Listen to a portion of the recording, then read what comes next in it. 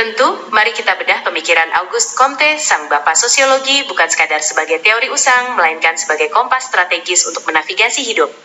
Strategi Comte dalam menghadapi kehidupan berakar pada konsep positivisme. Baginya, cara terbaik untuk menjalani hidup adalah dengan berhenti bersandar pada spekulasi kosong atau takhayul, dan mulai berpijak pada fakta yang dapat diamati. 1. Evolusi pola pikir, hukum 3 tahap. Untuk menghadapi hidup dengan cerdas, Comte menyarankan kita memahami di mana posisi kesadaran kita berada melalui hukum 3 tahap. Tahap teologis. Di sini, manusia menjelaskan dunia melalui kekuatan supernatural. Strategi hidupnya cenderung pasrah pada nasib. Tahap metafisik. Manusia mulai menggunakan kekuatan abstrak atau filosofis, seperti hak asasi atau alam, untuk memahami realitas. Ini adalah masa transisi yang seringkali penuh kebingungan. Tahap positif. Inilah puncak strategi Comte. Hidup dihadapi dengan logika, observasi, dan bukti ilmiah. Kita tidak lagi bertanya, mengapa sesuatu terjadi secara esoteris, melainkan bagaimana sesuatu bekerja agar kita bisa mengendalikannya. 2. Ketertiban dan kemajuan, order and progress. Semboyan terkenal Comte, l'amour pour principe et l'ordre pour base. Le progrès pour but. Cinta sebagai prinsip, ketertiban sebagai dasar, dan kemajuan sebagai tujuan, adalah strategi sosial yang krusial. Dalam skala personal, ini berarti Anda tidak bisa mencapai kemajuan, progres, tanpa adanya ketertiban, order, dalam hidup. Ketertiban di sini mencakup disiplin diri, struktur moral, dan harmoni sosial. Comte percaya bahwa individu yang sukses adalah mereka yang mampu menyelaraskan kepentingan pribadinya dengan kebutuhan masyarakat. 3. Agama kemanusiaan, religion of humanity. Strategi terakhir Comte mungkin yang paling unik, altruisme. Ia menciptakan istilah ini untuk menekankan bahwa kebahagiaan hidup tidak ditemukan dalam egoisme, melainkan dalam pengabdian kepada sesama. Menghadapi kehidupan dengan semangat hidup untuk orang lain, vivre pour autrui, dianggap sebagai cara tertinggi untuk mencapai stabilitas emosional dan sosial. Kesimpulannya, strategi hidup versi Comte adalah perpaduan antara intelektualitas yang empiris dan moralitas yang penuh kasih. Dengan melihat dunia secara objektif, positif, namun bertindak demi kepentingan bersama altruis, manusia dapat mencapai peradaban yang stabil dan maju.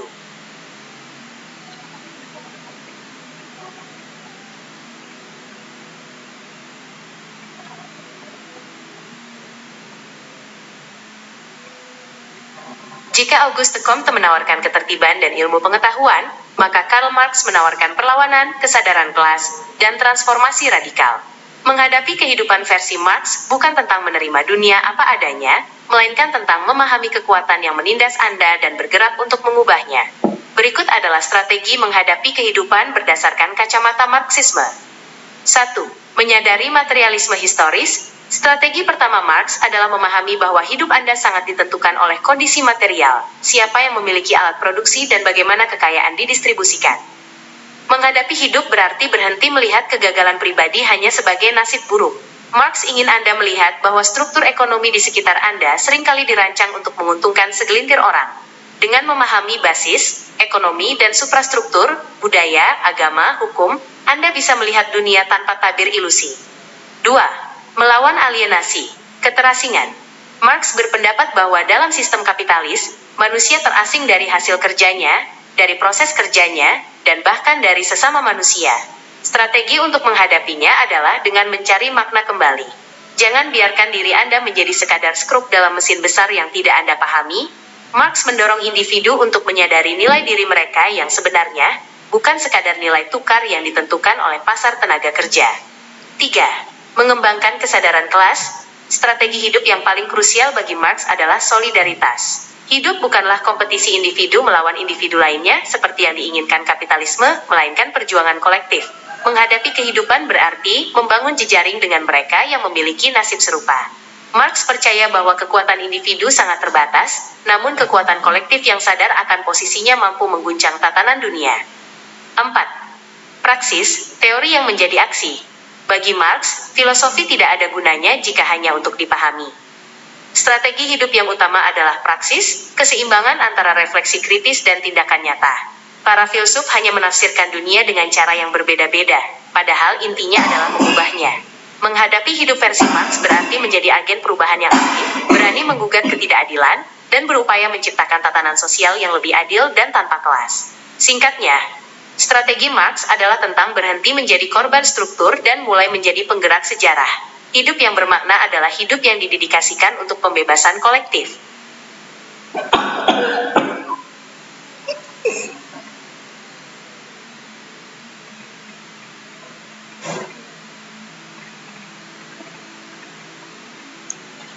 Jika Auguste Comte fokus pada logika, dan Karl Marx pada perjuangan kelas, maka Emil Durkheim menawarkan strategi hidup yang berpusat pada integrasi sosial dan regulasi moral. Bagi Durkheim, manusia adalah makhluk yang secara fundamental bersifat sosial. Kita tidak bisa bahagia atau bertahan hidup dalam isolasi total. Berikut adalah strategi menghadapi kehidupan dalam perspektif Durkheimian. 1. Menjaga koneksi sosial, integrasi. Strategi utama Durkheim adalah menghindari anomi, suatu kondisi di mana individu merasa kehilangan arah karena hancurnya norma-norma sosial. Dalam dunia yang serba cepat, seseorang rentan merasa terasing. Durkheim menyarankan kita untuk terlibat aktif dalam kelompok, baik itu keluarga, komunitas hobi, profesional, maupun agama. Ikatan sosial ini berfungsi sebagai jangkar yang mencegah kita hanyut dalam keputusasaan egoistik. 2. Memahami kesadaran kolektif. Menghadapi hidup versi Durkheim berarti menyadari bahwa ada fakta sosial yang lebih besar dari diri kita sendiri. Strateginya adalah dengan menghormati nilai-nilai dan norma bersama. Dengan memahami kesadaran kolektif, kita belajar untuk tidak hidup demi pemuasan nafsu pribadi yang tak terbatas, melainkan menyelaraskan diri dengan moralitas publik yang memberikan rasa aman dan keteraturan. 3. Menemukan makna dalam solidaritas. Durkheim membagi masyarakat menjadi dua tipe solidaritas. Solidaritas mekanik ditemukan dalam masyarakat tradisional yang memiliki kesamaan fungsi. Solidaritas organik terjadi di masyarakat modern di mana kita semua saling bergantung karena perbedaan profesi dan keahlian. Strategi hidup di era modern adalah dengan menyadari bahwa perbedaan kita justru merupakan kekuatan. Keberhasilan Anda bergantung pada orang lain, dan keberhasilan orang lain bergantung pada peran unik yang Anda jalankan. Menghadapi hidup berarti menjalankan peran spesifik Anda dengan penuh tanggung jawab demi berfungsinya organisme sosial secara utuh. 4. Ritual sebagai pengisi energi. Durkheim sangat menekankan pentingnya ritual. Menghadapi rutinitas yang menjemukan dapat diatasi dengan berpartisipasi dalam perayaan atau pertemuan kolektif. Momen ini menciptakan effervescence kolektif, gairah kolektif, sebuah energi emosional yang mengisi ulang semangat individu dan mengingatkan kita bahwa kita adalah bagian dari sesuatu yang sakral dan lebih besar dari sekadar eksistensi biologis. Intinya, strategi Durkheim adalah tentang kerendahan hati untuk menjadi bagian dari keseluruhan. Hidup yang sehat adalah hidup yang terikat secara harmonis dalam jaring-jaring sosial.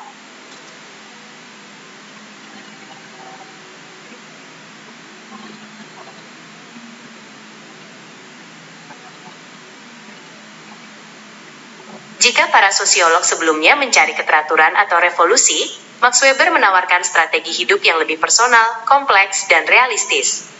Bagi Weber, dunia modern adalah dunia yang mengalami disenchantment, hilangnya pesona, di mana keajaiban dan mitos digantikan oleh rasionalitas birokrasi yang dingin. Berikut adalah strategi menghadapi kehidupan dalam perspektif Weberian. 1. Menemukan makna di balik sangkar besi. Weber memperingatkan bahwa masyarakat modern terjebak dalam iron cage, sangkar besi, sistem birokrasi dan rasionalitas yang efisien namun mematikan jiwa. Strategi menghadapinya bukan dengan melarikan diri, melainkan dengan memahami cara kerja sistem tersebut. Anda harus menjadi individu yang rasional, namun tetap berusaha mempertahankan otonomi diri agar tidak sekadar menjadi gigi roda yang tak bernyawa dalam mesin birokrasi. 2. Etika Protestan, kerja sebagai panggilan, calling. Salah satu strategi hidup paling terkenal dari Weber adalah konsep beruf atau panggilan hidup. Terinspirasi dari pengamatannya terhadap etika Protestan, Weber menyarankan agar kita menghadapi hidup dengan disiplin yang tinggi dan menganggap pekerjaan bukan sekadar beban, melainkan kewajiban moral yang suci. Strateginya adalah asketisme duniawi, bekerja keras, hidup hemat, dan tidak menghamburkan hasil jerih payah untuk kesenangan sesaat, melainkan untuk investasi dan pengembangan diri. 3. Rasionalitas tujuan, Zweck rasional. Weber mendorong kita untuk menggunakan rasionalitas instrumental. Dalam menghadapi masalah kehidupan, kita harus secara sadar menentukan tujuan dan memilih sarana yang paling efektif untuk mencapainya. Jangan bertindak hanya berdasarkan emosi atau tradisi yang membabi buta. Strategi Weberian adalah strategi yang penuh perhitungan, kalkulatif, dan berorientasi pada hasil nyata. 4. Kepemimpinan karismatik dan integritas. Di tengah dunia yang kaku, Weber melihat pentingnya karisma dan nilai-nilai individu. Strategi hidupnya adalah dengan memiliki nilai-nilai internal yang kuat, value rasional. Anda harus tahu apa yang Anda bela, meskipun dunia tidak memberikan kepastian. Menghadapi hidup versi Weber adalah menjadi pribadi yang bertanggung jawab atas pilihannya sendiri di tengah ketidakpastian dunia yang tak lagi memiliki makna tunggal. Kesimpulannya, strategi Weber adalah tentang keteguhan hati untuk tetap rasional namun tetap memiliki jiwa. Hidup adalah tentang menjalankan tugas dengan disiplin tinggi, profesionalisme, tanpa kehilangan integritas pribadi di tengah sistem yang impersonal.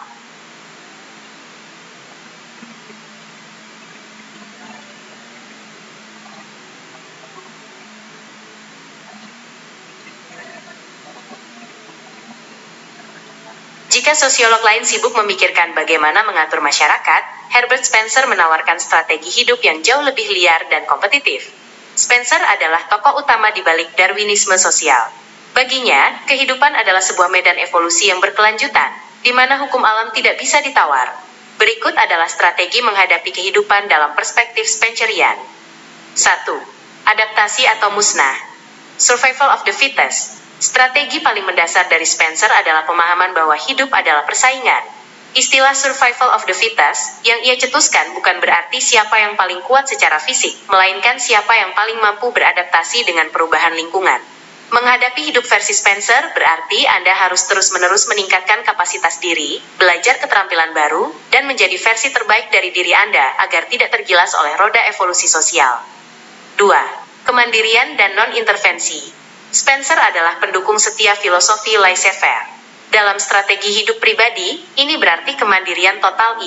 Ia sangat skeptis terhadap bantuan luar, baik dari pemerintah maupun organisasi sosial, karena dianggap dapat melemahkan karakter individu. Menghadapi hidup menurut Spencer adalah dengan memikul tanggung jawab penuh atas nasib sendiri. Kegagalan adalah sinyal bahwa ada sesuatu yang perlu diperbaiki secara internal, bukan alasan untuk meminta bantuan yang justru menghambat proses pendewasaan evolusioner Anda. 3. Evolusi dari sederhana ke kompleks. Spencer melihat bahwa segala sesuatu berevolusi dari bentuk yang sederhana, homogen, menuju bentuk yang kompleks dan terdiferensiasi, heterogen. Strategi hidupnya adalah dengan merangkul kompleksitas. Jangan takut pada spesialisasi dan kerumitan hidup modern. Semakin Anda mampu mengelola berbagai aspek kehidupan yang kompleks, mulai dari karier, finansial, hingga relasi, semakin tinggi tingkat evolusi personal Anda dalam hierarki sosial. 4. Harmoni antara egoisme dan altruisme. Meski terdengar keras, Spencer percaya bahwa pada akhirnya, evolusi akan membawa manusia pada titik di mana kepentingan pribadi dan kepentingan umum akan selaras secara alami. Strategi hidupnya adalah tetap fokus pada pengembangan diri, egoisme positif, yang pada gilirannya akan memberikan manfaat bagi masyarakat secara keseluruhan tanpa perlu paksaan moral yang kaku. Kesimpulannya, strategi Spencer adalah tentang optimisme melalui kompetisi. Menghadapi hidup berarti menerima tantangan, bekerja keras tanpa bergantung pada orang lain, dan percaya bahwa melalui persaingan yang jujur, individu dan masyarakat akan mencapai puncak kesempurnaan.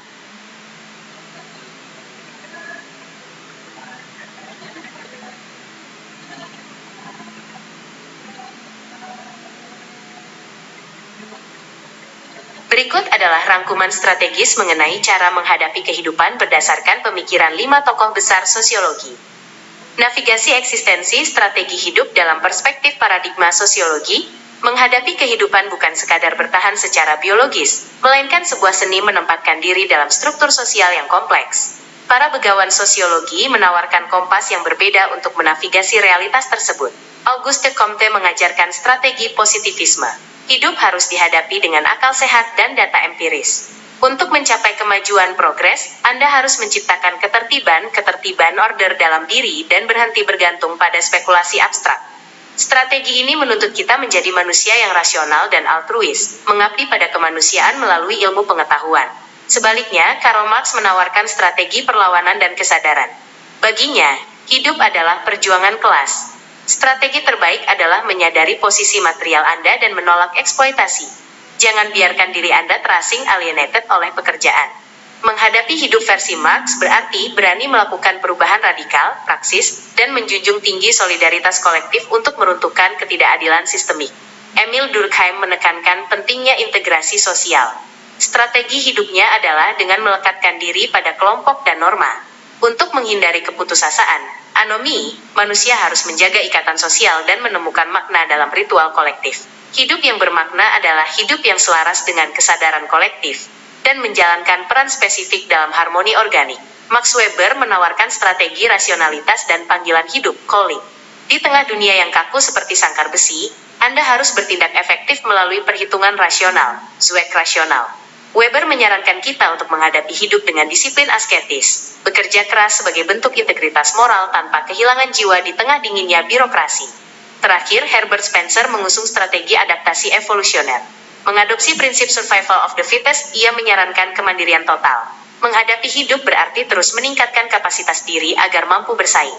Jangan bergantung pada bantuan luar. Jadilah individu yang tangguh dan adaptif di tengah kompetisi alamiah masyarakat. Kesimpulannya, apakah kita memilih menjadi ilmuwan yang tertib, Comte, pejuang yang kritis, Marx, bagian masyarakat yang harmonis, Durkheim, profesional yang disiplin, Weber, atau individu yang mandiri, Spencer? Sosiologi mengajarkan bahwa strategi hidup kita selalu berkelindan dengan struktur di luar diri kita.